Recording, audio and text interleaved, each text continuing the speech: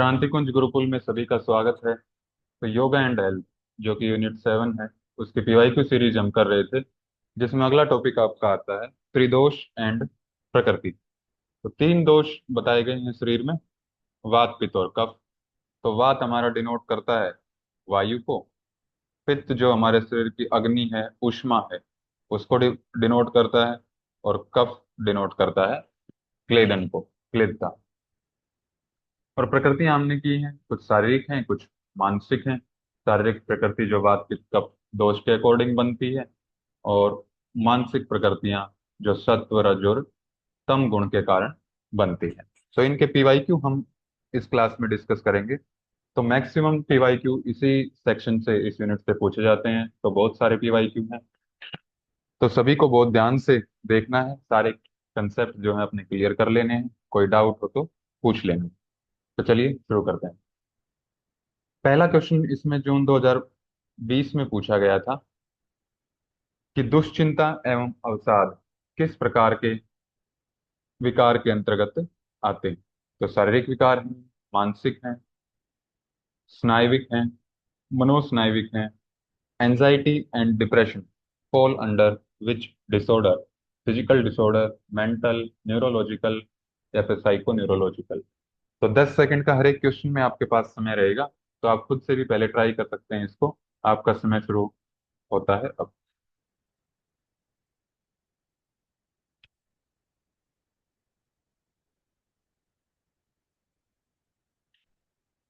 तो ये तो हम काफी सारी क्लासेस में, एनाटॉमी में भी डिस्कस किया था ये, थेरेपेटिक योगा में भी किया था, साइकोलॉजी में भी किया था, और योगा एंड हेल्थ में भी किया था, कि जो एंजाइटी है, दुश्चिंता है, या फिर डिप्रेशन है, ये मानसिक विकार के अंतर्गत आते हैं। तो डायरेक्ट क्वेश्चन, इसमें कुछ भी समझाने का है नहीं।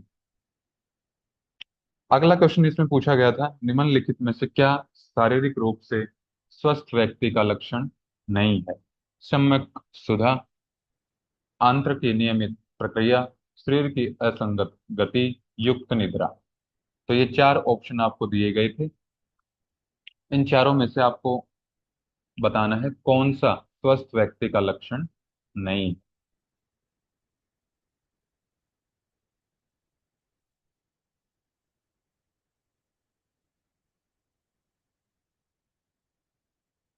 सुधा होती है भूख, कि सम्यक प्रकार से भूख लगे, मतलब जिस समय भूख लगनी चाहिए, जितनी मात्रा में लगनी चाहिए उतनी ही लगे, तो ये स्वस्थ व्यक्ति का लक्षण है। आंत्र यानी कि जो इंटेस्टाइन है, वो अपना नॉर्मल काम करती रहे, नियमित उनके प्रक्रिया चलती रहे, तो ये भी स्वस्थ व्यक्ति का ही लक्षण है। युक्त निद्रा यानी कि जितनी मात्रा में निद्रा आनी चाहिए उतनी मात्रा में ही आए, और उसके बाद नींद खुल जाए अपने आप। फिर तीसरा पूछा गया है इसमें, शरीर की असंगत गति। यही आप ऑप्शन आपका करेक्ट हो जाएगा।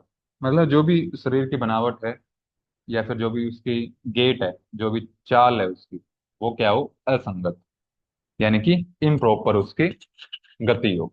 तो ये सम्यक या फिर स्वस्थ व्यक्ति का लक्षण नहीं है। सी ऑप्शन इसमें आपका करेक्ट हो जाएगा। अगला क्वेश्चन 2 बार रिपीट हुआ है, तो बहुत इंपॉर्टेंट क्वेश्चन है कि आयुर्वेद के अनुसार भोजन के दौरान आमाशय के कितने भाग को रिक्त छोड़ा जाना चाहिए? 1/3, 1/2, 1/4, या फिर 2/3? तो अच्छा कंसेप्ट है ये, 2 बार रिपीट भी हुआ क्वेश्चन ये। तो 10 सेकंड का समय आपके पास है इसमें।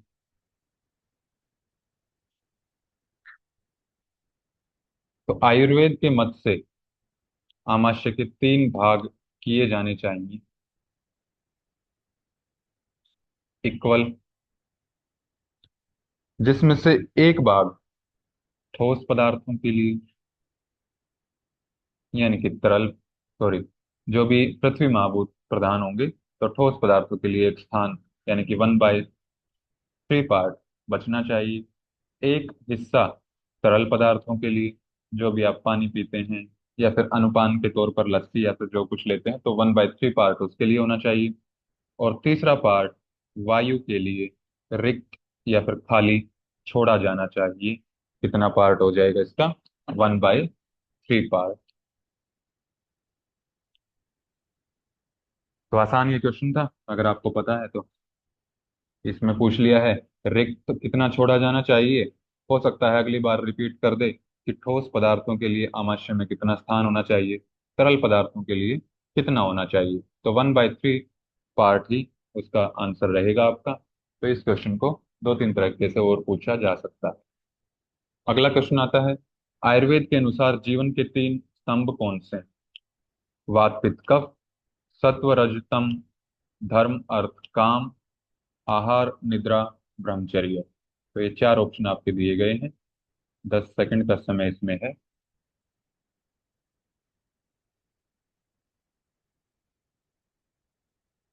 तो दो चीजें आती हैं इसमें मिलती जुलती। एक आता है त्रय स्तंभ, तीन स्तंभ कौन से हैं।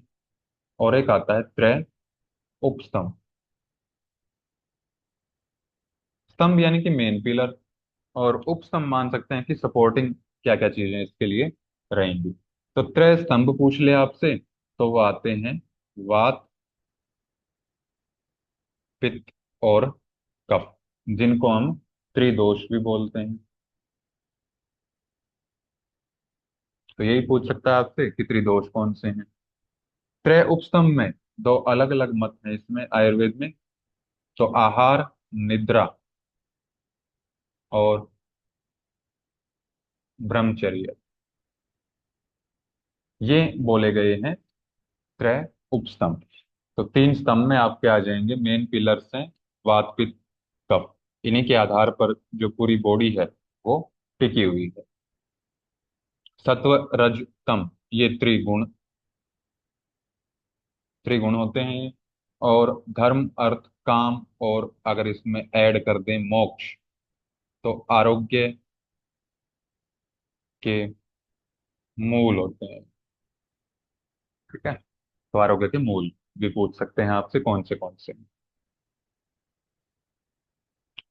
अगला क्वेश्चन आता है इसमें, व्याधि के अनेक कारणों में से एक प्रमुख कारण कौन सा है।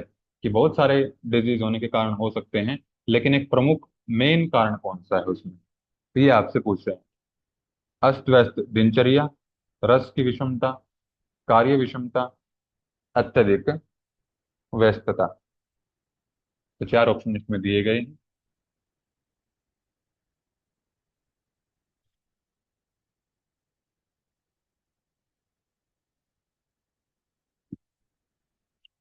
अब सभी देखेंगे तो सभी एक तरह से जो है व्याधि के कारण बनते ही, लेकिन जो डायरेक्ट कोज बनता है, इसने प्रमुख कारण इसमें से पूछा है।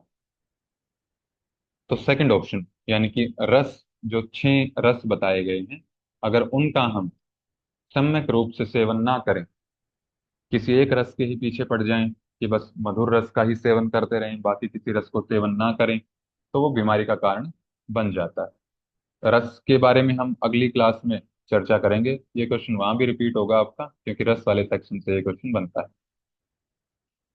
अगला क्वेश्चन आता है, आयुर्वेद की परिभाषा में आयु के किस आयाम का उल्लेख नहीं किया गया है। हितायु, अहितायु, सुखायु और दीर्घायु। आसान क्वेश्चन है।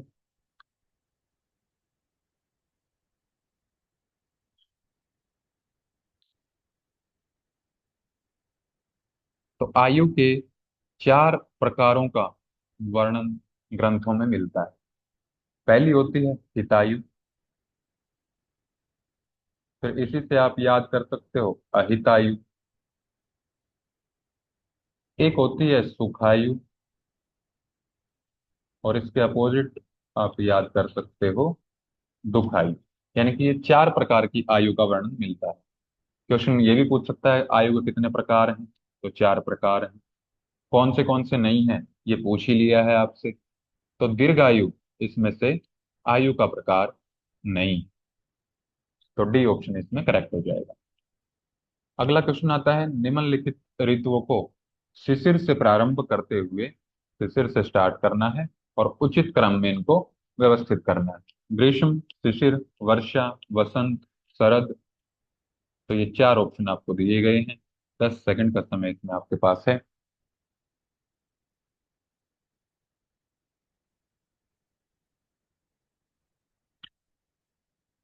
तो इस क्वेश्चन को आप दो तरीके से जो है सोल्व कर सकते हो। पहली चीज तो यही है कि इसमें स्टार्ट किससे बोला है, शिशिर ऋतु से, यानी कि पहले नंबर पे तो बी आएगा। बी इसमें भी है, इसमें भी है, इसमें भी है, यानी कि बी ऑप्शन तो बिल्कुल भी नहीं आएगा इसका answer. Option excluding option technique इसको बोलते हैं कि ऑप्शंस को एक्सक्लूड करते जाओ और जो आपको लास्ट में मिलता है वो मिल जाएगा। इसकी एक ट्रिक मैंने क्लास में याद करवाई थी आपको। इसमें आपको याद कर लेना है शिव, ग्रीव, सहित। पहले सी से आता है शिशिर, फिर वै से वसंत, ग्री से ग्रीष्म ऋतु, फिर अगले वै से आता है वर्षा ऋतु, फिर स से शरद, और हे से हेमंत। तो ये पूरी एक सीक्वेंस बनती है 6 ऋतुओं की। तो पहले नंबर पर तो आ गया आपका शिशिर। फिर इसके बाद आता है अगला वसंत, यानी कि दूसरे नंबर पे डी ऑप्शन आएगा। तीसरे पे आता है ग्रीष्म, 4 पे आता है वर्षा ऋतु, और 5 पे आता है शरद ऋतु, यानी कि बी, डी। बी के बाद डी आपका डी ऑप्शन में है, तो डी ऑप्शन इसमें करेक्ट हो जाएगा। अगला क्वेश्चन आता है इसमें। तो दो इसमें स्टेटमेंट दी हुई है, असर्शन और रीजन। पहला है सात्विक आहार योगाभ्यासी के लिए उपयोगी है। इसका रीजन बोला गया है कि योगाभ्यासी को अम्लीय, लवणीय, बासी और अशुद्ध आहार का सेवन नहीं करना चाहिए। तो 4 ऑप्शन इसमें आप दिए गए हैं। 10 सेकंड का समय इसमें है आपके पास।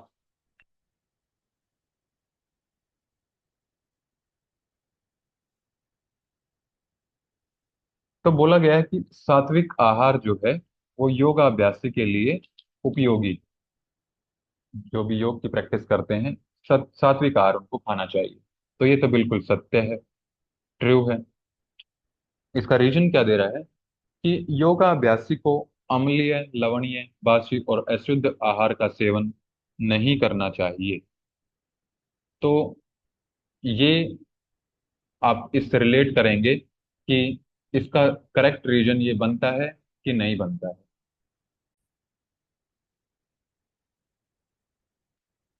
क्योंकि सात्विक आहार का कुछ भी इसमें तर्क नहीं दिया गया है रीजन में। तो स्टेटमेंट तो ठीक है कि योगाभ्यासी को अम्लीय खाना भी नहीं खाना चाहिए, लवणीय भी नहीं, बासी भी नहीं, अशुद्ध नहीं। लेकिन सात्विक आहार से कोई इसका रीजन मेल नहीं खाता है, यानी कि स्टेटमेंट तो ट्रू है, सत्य है, लेकिन दोनों एक दूसरे के करेक्ट एक्सप्लेनेशन नहीं है। तो बी ऑप्शन इसमें आपका करेक्ट हो जाएगा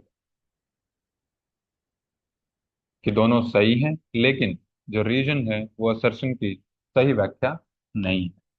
अगला क्वेश्चन इसमें आता है, अगेन दो स्टेटमेंट दी गई है।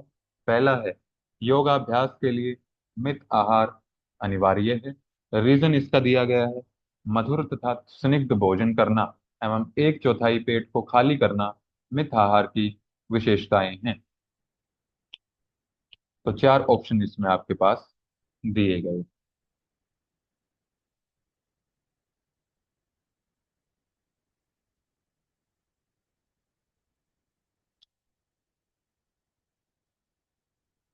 तो मित आहार का मतलब होता है मात्रा युक्त आहार। मित मतलब होता है मात्रा, कि मतलब जितनी मात्रा में खाना चाहिए उतना ही मात्रा युक्त आहार माना जाता है।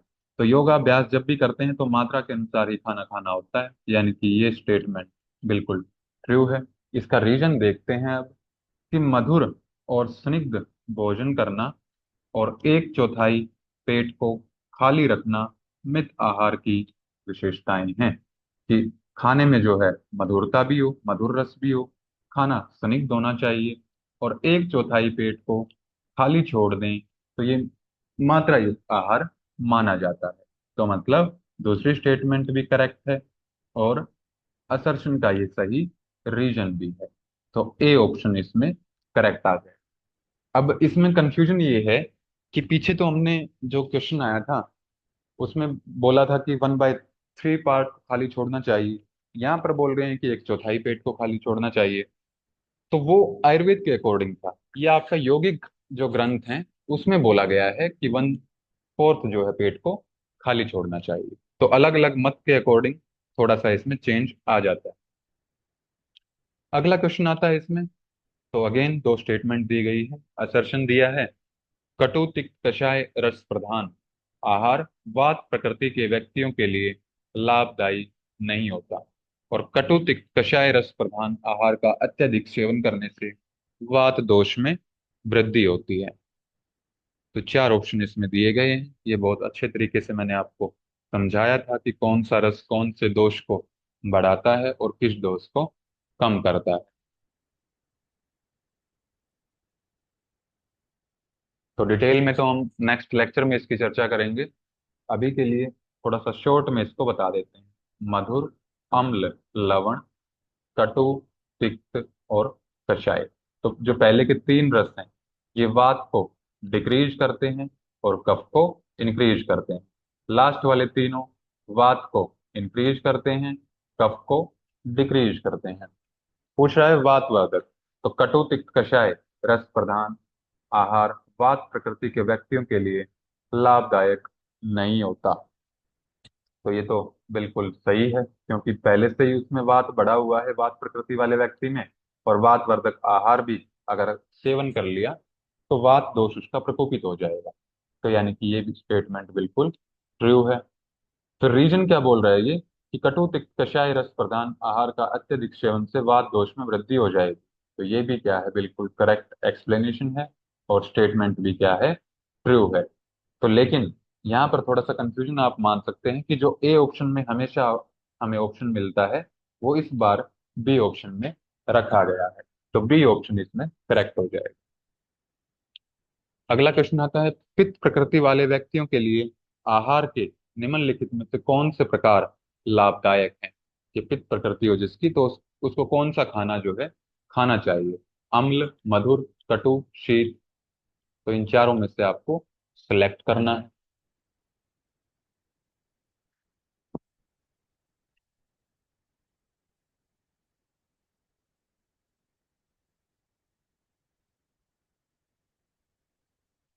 अब जिसकी पित्त प्रकृति है यानी कि पित्त वर्धक रस उनको और गुण नहीं लेने हैं।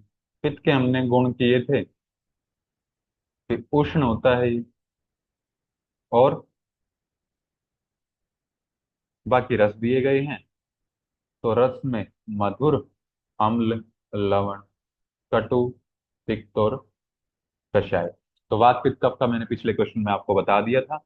अब देखते हैं पित्त के बारे में। तो ये जो बीच वाले हैं, अम्ल, लवण और कटु, ये पित्त को बढ़ाने वाले हैं। मधुर पित्त को कम करता है। तिक्त और कषाय ये दो रस भी पित्त को कम करते हैं। यानी कि सेवन कौन सा करना चाहिए पित्त प्रकृति वाले व्यक्ति को। मधुर आहार लेना चाहिए, तिक्त और कषाय आहार लेना चाहिए। तो ये कह रहा है कि कौन से आहार लाभदायक है इसमें। तो मधुर ले सकता है वो, कटु नहीं लेना है, अम्ल नहीं लेना है, क्योंकि ये दोनों अम्ल अम्ल और कटु ये पित्त को बढ़ा देंगे उसका। तो और पित्त चूंकि उष्ण होता है तो इसलिए ठंडी चीजें उसको पसंद होती हैं। तो बी और डी यानी कि फर्स्ट ऑप्शन इसमें आपका करेक्ट हो जाएगा। अगला क्वेश्चन इसमें आता है, मंद और गुरु गुण युक्त आहार किस प्रकृति के व्यक्तियों के लिए निषिद्ध है। कि किसको जो है मंद और गुरु गुण युक्त आहार नहीं लेना चाहिए। तो चार ऑप्शन इसमें आपके पास दिए गए हैं। 10 सेकंड का समय आपके पास है।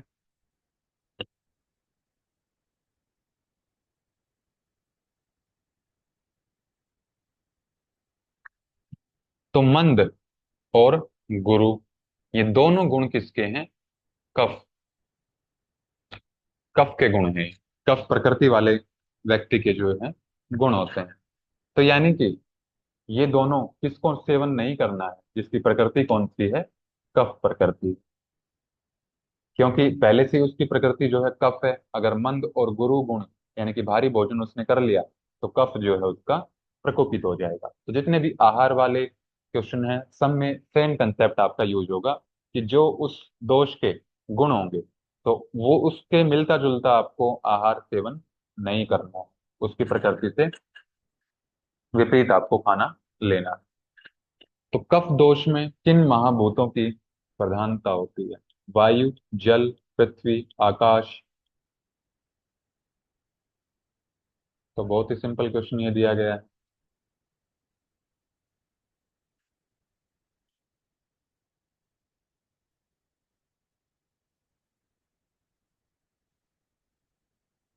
तो तीनों दोषों की हम बात कर लेते हैं पहले।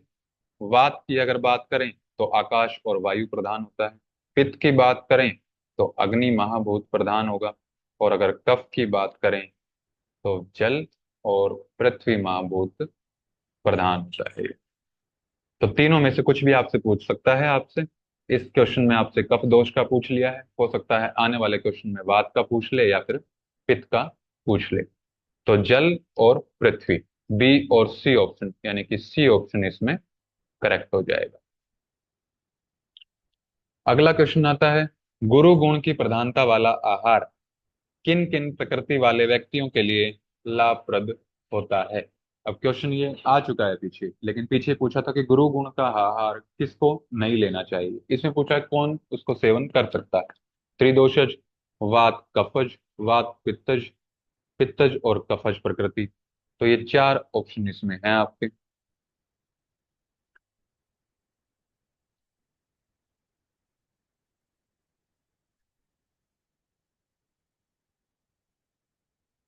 तो अगर तीनों दोषों की बात करें तो वात हमारा लघु गुण युक्त युक्त होता है, पित्त भी हमारा लघु गुण का होता है, कफ गुरु गुण का होता है। तो ये तीनों के गुण मैंने अलग अलग आचार्य चरक के अकॉर्डिंग, आचार्य वाग्भट के अकॉर्डिंग आपको क्लास में करवाए थे। ये गुण आपको सारे के सारे याद करने हैं। तो गुरु गुण की किसके लिए फायदा है? तो जिसकी लघु प्रकृति है उसके लिए गुरु गुण का फायदा है, यानी कि वात के लिए भी फायदा करेगा और पित्त के लिए भी फायदा करेगा। तो सी ऑप्शन इसमें आपका सीधा सीधा करेक्ट हो जाएगा। जिसको थोड़ा सा ये कंसेप्ट याद है उसके लिए बिल्कुल डायरेक्ट क्वेश्चन ये पूछे गए हैं, कुछ भी डीप से क्वेश्चन आया ही नहीं है इसमें। अगला क्वेश्चन है, किस प्राणवायु के कारण व्यक्ति की आंखों में चमक आ जाती है तथा वह प्रभावशाली दिखाई देता है? समान, कूर्म, कृकल, देवदत्त। तो ये चार ऑप्शन इसमें दिए गए हैं।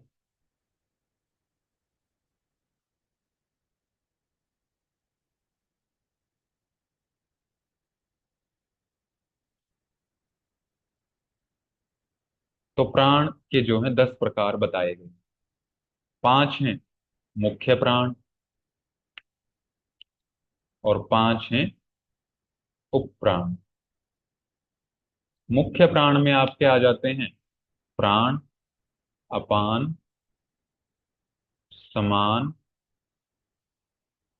उदान और व्यान। और उप प्राण में आ जाते हैं नाग, कुर्म, कृकल, देवदत्त और धनंजय। ये आते हैं। अब स्थान इनके बताए गए हैं, एक जगह ही सारा डिस्कस कर लेते हैं। गेरंड संहिता के अनुसार हम ये डिस्कस कर रहे हैं। जो प्राण है उसका स्थान होता है हृदय, अपान का गुदा, स्मान का स्मान वायु नाभि में होती है, उदान वायु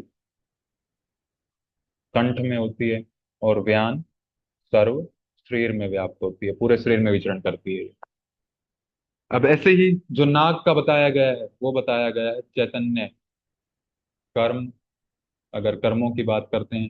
कूर्म का बताया गया है निमेषण, यानी कि पलकें उठाना और झपकाना। कृकल का बताया गया है जो भी भूख प्यास है उसको ये मैनेज करता है। देवदत्त जो भी हमें जृंभा आती है, जमाई हम लेते हैं तो उसका देवदत्त है। और धनंजय के बारे में बोला गया है कि ये कभी नहीं मिलता हमें। ठीक है। तो आंखों में चमक यानी कि देखने से संबंधित कौन सा है हमारा? कूर्म। तो बी ऑप्शन इसमें करेक्ट हो जाएगा, सेकंड ऑप्शन। अगला क्वेश्चन इसमें आता है, आयुर्वेद के अनुसार पित्त दोष के असंतुलन से कितने नानात्मक विकार होते हैं? 20, 40, 60, 80। इससे आसान क्वेश्चन शायद ही आपको मिले। 2018 में ये क्वेश्चन पूछा गया था।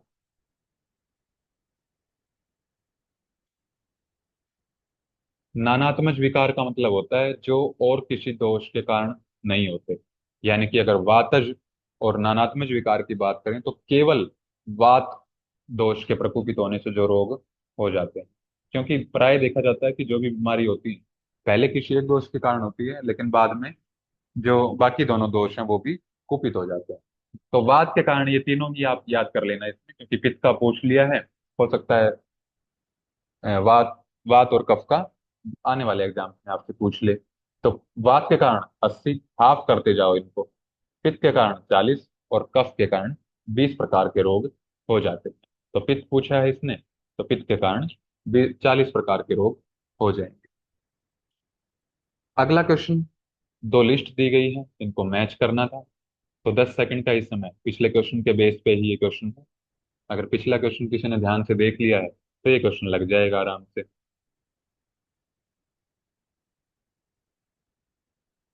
तो अभी करके आए हम कि वात का जब भी असंतुलन होता है तो 80 प्रकार के रोग होते हैं।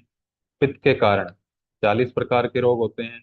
कफ के कारण 20 प्रकार के। और अगर कोई दो दोष दूषित हैं तो उनको द्वंद्वज विकार का संयोग बोला जाता है। तो फर्स्ट का बी दो ऑप्शंस में है, सेकंड का सी एक ही ऑप्शन में है। सी ऑप्शन इसमें करेक्ट हो जाएगा।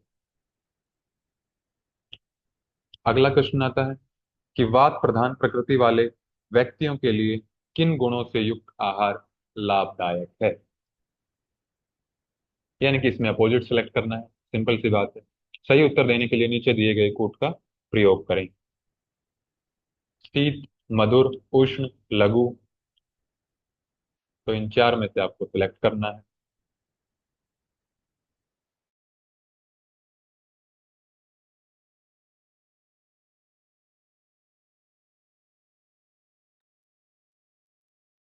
तो वात का मैंने बता दिया था आपको गुण।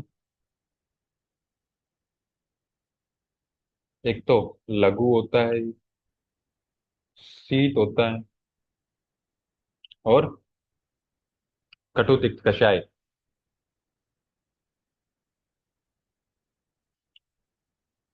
ये रस वात की वृद्धि करते हैं, वात को इंक्रीज करते हैं। तो यानी कि अब इनसे अपोजिट वाला हमें सिलेक्ट करना। तो शीत गुण तो वात को बढ़ाएगा, ये तो हम नहीं लेंगे क्योंकि ये पूछ रहा है लाभदायक कौन से हैं। तो ये तो नहीं है लाभदायक। मधुर गुण वात को कम करता है, यानी कि मेंटेन करके रखेगा, तो ये लेंगे। अब शीत नहीं लेंगे तो उष्ण तो लेंगे। लघु गुण वात को इंक्रीज करेगा, तो ये भी नहीं लेंगे। तो सेकंड एंड थर्ड ऑप्शन आपका करेक्ट हो जाएगा, यानी कि डी ऑप्शन इसमें करेक्ट हो जाएगा। अगला क्वेश्चन इसमें आता है, कफ प्रकृति वाले व्यक्तियों के लिए आहार के निम्नलिखित में से कौन से प्रकार लाभदायक हैं? तो घुमा फिरा के वही सब क्वेश्चन रिपीट हो रहे हैं जो हम पीछे करके आ चुके हैं। स्निग्ध, लघु, रुक्ष, गुरु। अगर आपने वात पित्त कफ के गुण याद कर रखे हैं, ठीक है, जो कि 5-10 मिनट का इस समय लगता है उसमें याद करने में, तो सारे क्वेश्चन आपके लग जाएंगे ये।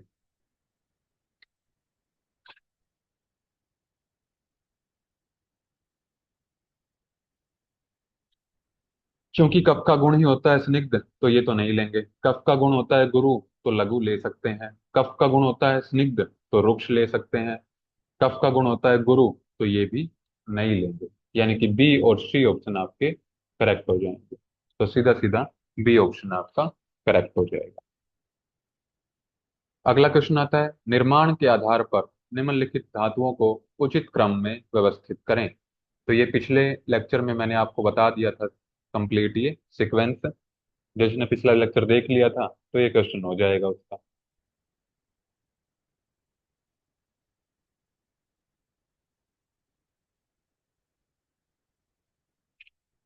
तो इसकी जो सीक्वेंस बताई थी मैंने, पहले नंबर पे रक्त, रक्त, फिर रक्त से मांस बनता है, मांस से मेद, मेद से अस्थि, अस्थि से मज्जा, और मज्जा से लास्ट में शुक्र धातु बनती है। अब रस है नहीं इसमें, तो पहले नंबर पे आएगा रक्त, फिर रक्त के बाद आती है मांस धातु, फिर मांस के बाद बनता है मेद, मेद के बाद बनती है अस्थि, अस्थि के बाद बनती है मज्जा। तो D C A B, D C A B E, तो बी ऑप्शन इसमें करेक्ट हो जाएगा। अगला क्वेश्चन इसमें आता है, ऊपर से शुरू करते हुए प्राणिक शरीर के सही क्रम को चुनिए। यानी कि शरीर के ऊपर से स्टार्ट करना है आपको, सिर से, और फिर उसके अकॉर्डिंग प्राणिक शरीर को चयन करना। प्राण, उदान, अपान, समान। तो सबसे ऊपर कौन सी आती है, फिर उसके बाद कौन सी आएगी? तो ये प्राण स्थान मैंने आपको पिछले 2-3 क्वेश्चन पहले जो मैंने क्वेश्चन करवाया था तो उसमें बताया था, पांचों वायु का स्थान। तो अब इसमें जो पहला क्वेश्चन आता है कि सबसे ऊपर कौन सी जो वायु है वो रहती है।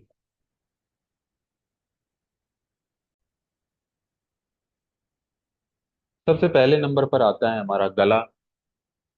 ठीक है, क्योंकि गले से ऊपर कोई भी प्राण वायु, कोई भी टाइप का प्राण नहीं रहता है। तो सबसे पहले गला, और गले में हमारी होती है उदान वायु। तो पहले नंबर पर कंठ में स्थित आ जाएगी वायु, उदान वायु।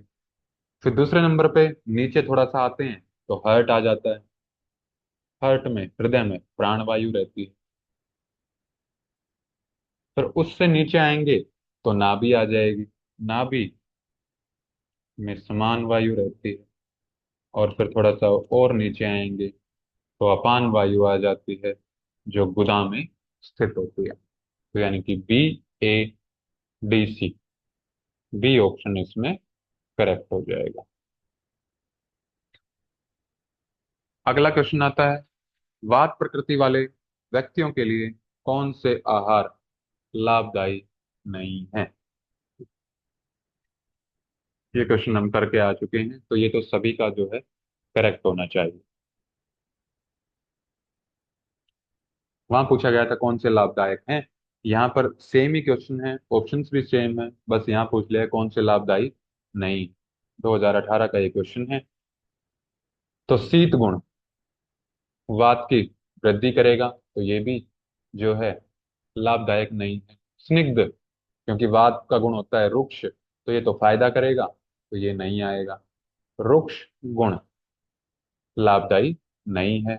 वात का गुण होता है लघु, तो गुरु तो फायदा करेगा। तो ए और सी ऑप्शन इसमें आपका करेक्ट हो जाएगा, यानी कि डी ऑप्शन करेक्ट हो जाएगा इसमें। अब लास्ट क्वेश्चन इसमें आता है कि प्रकृति दी गई है और उनके प्रकार दिए गए, इनका आपको मिलान करना है। ये हम बहुत अच्छे तरीके से इसकी ट्रिक याद कर चुके हैं कि कैसे इसको याद करना था।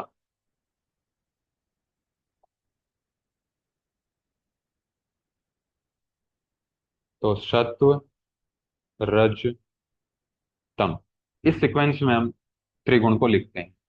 तो 7, 6, 3, तो ये हमारा इसका कोड ही हम याद करके आए हैं।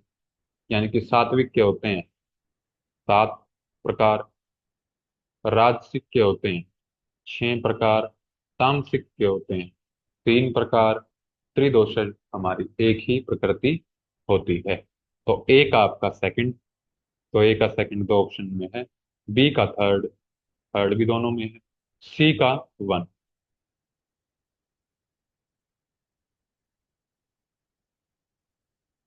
तो सी का 1 आपका केवल सी ऑप्शन में ही है, तो सी ऑप्शन डायरेक्ट इसमें करेक्ट हो जाएगा। तो ये थे आपके त्रिदोष और प्रकृति से संबंधित पीवाईक्यू। अगर किसी को भी कोई डाउट है तो वो कमेंट बॉक्स में पूछ सकते हैं। तब तक के लिए हम इतना ही रखेंगे, मिलते हैं अगली वीडियो में। सभी को